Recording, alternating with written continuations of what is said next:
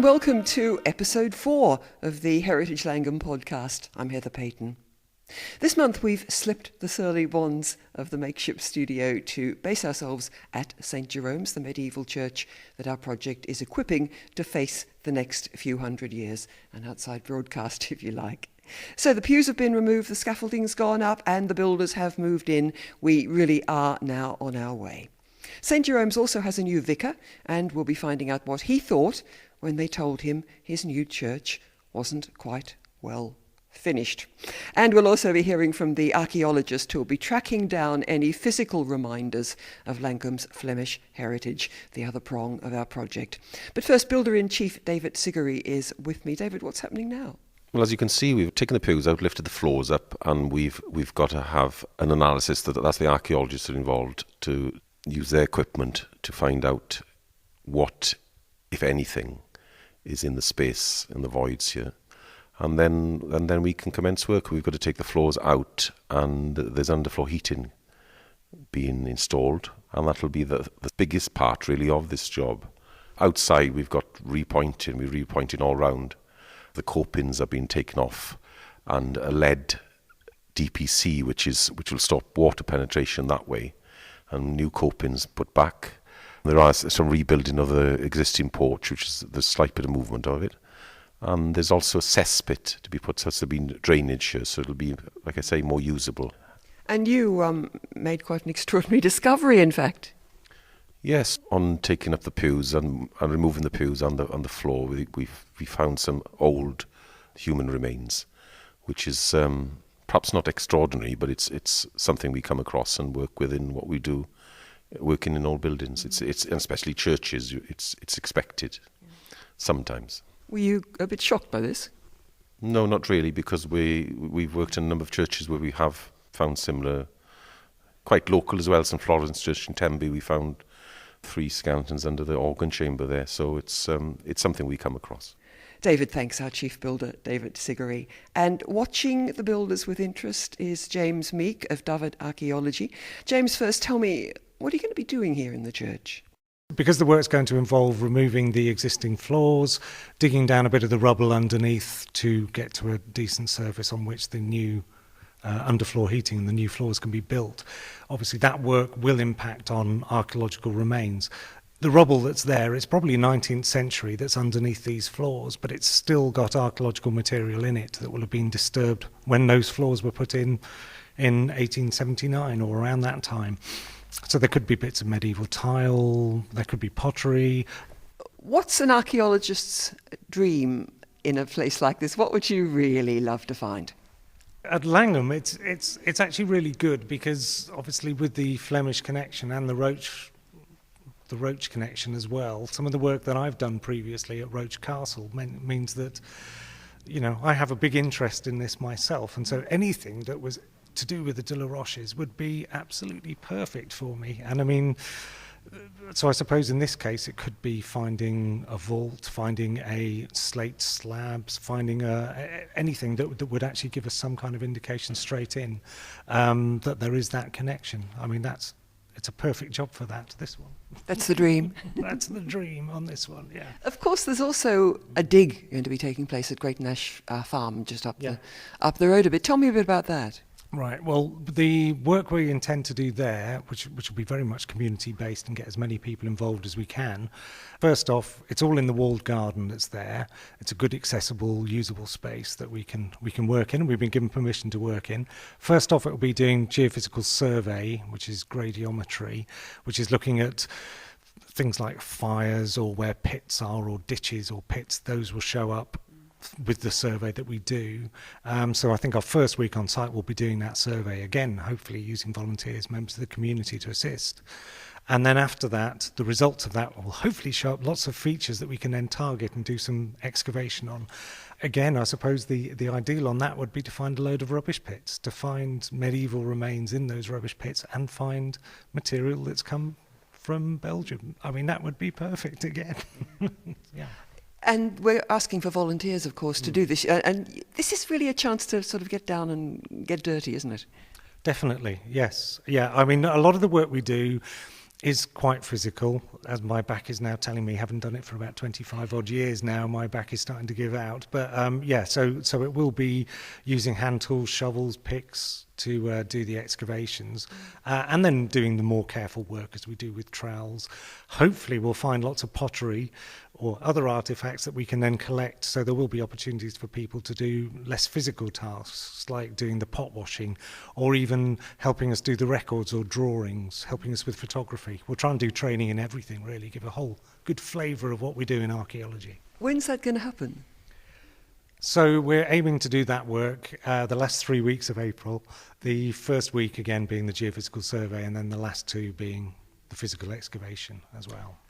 At Great Nash, we're going to use what we've got, this gradiometer, which is looking at magnetic differences in the ground, which I say shows up things like fires and other disturbances. But in the church, we're going to be using another company to come in and do ground penetrating radar, which is what you need to use when you're inside of buildings, because obviously, from where I am now, I can see so many metal objects that instantly makes gradiometry survey not work. Whereas the ground penetrating radar can get through the floors, like the tiled floor we've got here, will be able to penetrate through that. It sends radio waves down, they bounce back, and from that and the readings that they can get an indication of underground, whether it be crypts, graves, walls. He says hopefully it might show nothing, but hopefully it will show these things and give us a good idea of what's actually beneath our feet, some of which we'll probably never get to look at, but at least it will give us a clue of what's underneath the church. And what you want is a Richard III type scenario. Well, I hope he's not here as well. That would be difficult. My friends in Leicester wouldn't be too chuffed. But I suppose so. I mean, it's to try and find a crypt that we can have that link with the De La Roches. I mean, that really would be an ideal. Yeah. Another reason that you've come today is that some bones were turned up by the builders. What do you think about that? The bones were exposed when they removed the suspended floor, the timber floor that was in the church. And as we've seen in so many examples across Wales and, well, in fact, and jobs I've done in England as well, where you have the suspended floors, underneath they fill the void with rubble. And also any bits of human remains that they might have dug up whilst they were putting that floor in. And so basically what we can see, this sort of scatter of bones on the surface, is very typical of burials that must be, earlier than 1800, I would imagine, of burials that were beneath the church floor that have just been disturbed during other bits of work. And now they're all sort of scattered. There's no, you couldn't work out an individual. So they certainly look like they've got some date to them, but they are a scatter of bones, and leg bone here and a bit of skull here and a finger bone there, rather than being actual burials.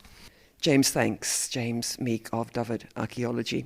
Well, I mentioned earlier that Llangwm has a new vicar, Marcus Zippelen. Now imagine being told that you have a new parish to take care of, but sorry, your church is currently being taken apart by the builders. Anyway, in a quiet moment, Pam Hunt, Heritage Llangwm's chairman, took Marcus on his first inspection tour. So we're in the church, and I'm looking around and we're shivering and we're wondering what it is we're doing here. So what is going to happen here, and does it involve heating? It certainly involves heating. It involves everything that's going in. The lighting and the heating is all going to be environmentally friendly. Yes, we will have underfloor heating, so no unsightly radiators or pipes or water butts that are sitting on the top of the church. They're threatening to fall on our heads. The lighting is LED, and when it comes in, I did the sums, and it looks as though we will be burning less electricity with the entire church lit up than we do now with one light bulb that is lighting the altar area. When I was at Machynlleth, the Centre for Alternative Technology, I used to run the biology department, which is something of a euphemism, really, for toilets, sewage and water, with a bit of conservation. But it's hard to catch all that, so we called it the biology department. So that sustainable water and sanitation was my thing. But certainly I was surrounded by low energy, technology, air source, ground source, heat pumps and so on. So it's really good to hear that's going in here for the environmental impact, but also just to save us a fortune, I'd imagine. The first thing is that it's got to be sorted out before we put in underfloor heating and environmentally friendly heating and lighting, is we've got to dry the place out. For years now, the water's been seeping in from the ground outside.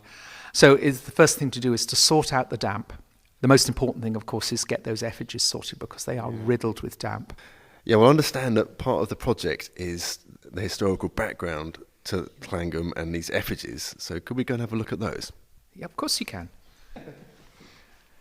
We're in the north transept now, which was built later than the main body of the church. It was built about 1340, and it was the family chapel for the de la Roche family. And you can see to your right there the piscina, very rare one, covered over. Yeah. But these two, the lady and the gentleman over here, they're the important ones. We're not 100% certain who they are. We understand that the lady, the clothes she's wearing, or the style, dates from about the 1250s, and the knight, definitely a knight, he's there with a helmet and a sword, which is broken, and he's got crossed legs, he's been dated at 1350, right, okay, which is about the time that this place was built, this section of the church was built.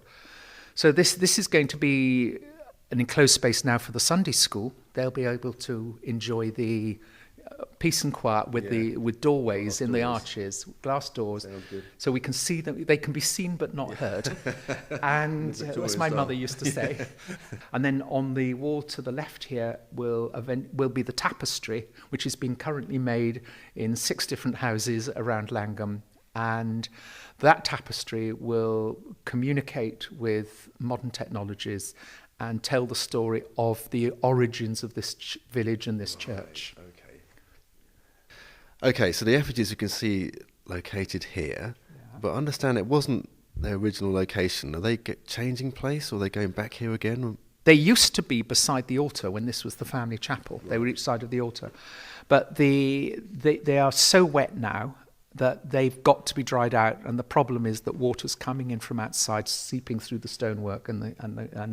It's funny, they in particular do seem to be green, whereas nothing else is. Yeah. They seem to really be wicking up the water. But I'm told that what's happened is there's a lot of salts in the water, and that's come in and they have started to deteriorate, which is a real tragedy. Absolutely. Right, okay. So what's going to happen? They're going to use I think they call it a wire saw. And they will break the connection between the effigy and the plinths they're on, and then they will slide something like a forklift, but I don't think it'd be a forklift, but something like that. Lift it very slightly and pull it away from its mount, from its plinth.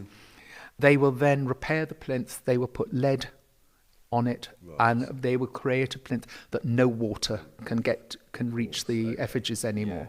And it'll take a year for them to dry out then. It must be quite galling for you, Marcus, to be licensed in this community, 3 parishes, but you've actually only got 2 churches in those 3 parishes to deal with. That must be a bit galling. Well, it's unusual to be licensed somewhere and not to have a building to worship in, but I think it's a positive thing. I mean, right from the start with my licensing, which took place in the school, I thought that was great, because as a people of God, it's not the building as it is who we are, and we're in a community and a place, and not just within St Jerome's. So I thought that was quite a good message, and to be in the school to start with, actually see it as positive. Maybe as the weeks go on, I'll start to think, well, it's not all positive, it actually can be a bit of a pain, but at the moment I'm thinking it's a good thing, and also it puts everyone in a slightly sort of different place, a time of flux, and it's a time where you can let go of old habits in a way, and if we're coming back into a new building and it's a slightly new way of being used and it's more part of the community, then we'll have done a bit of letting go and we can embrace a slightly new way of being together, and it's all to the good. So I actually think it's positive on all counts. Marcus Sippel with Pam Hunt. Well, that's it for this month. Keep your comments rolling in via the website and tell your friends about us. If you want to sign up for the dig at Great Nash Farm, the website, heritagelangwm.org.uk, is the place to do it. So until next month, thanks to the people who are making all this possible, the Heritage Lottery Fund, and thanks to you for listening.